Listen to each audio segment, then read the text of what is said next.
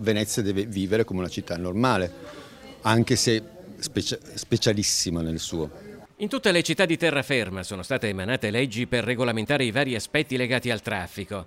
A Venezia, che vive sull'acqua, non c'è però nulla di analogo e le norme nazionali sul traffico nautico mal si adattano ai canali della città e alla sua laguna.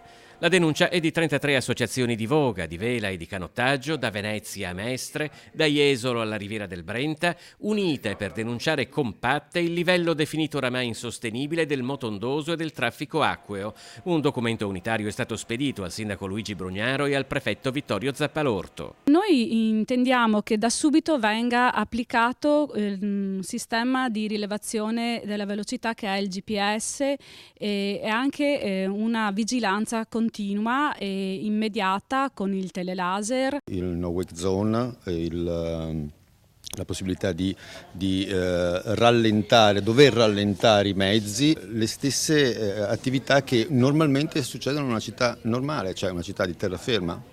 Vigili urbani, polizia, comunque forze dell'ordine che fanno rispettare quelli che sono i normali limiti di velocità. Queste però sono considerati solo interventi da adottare nel breve e nel medio termine per fronteggiare subito una situazione grave. Nel lungo termine le associazioni chiedono invece una legge nazionale sul traffico acqueo nella laguna di Venezia che preveda un unico ente di gestione e regolamenti su scafi e motori.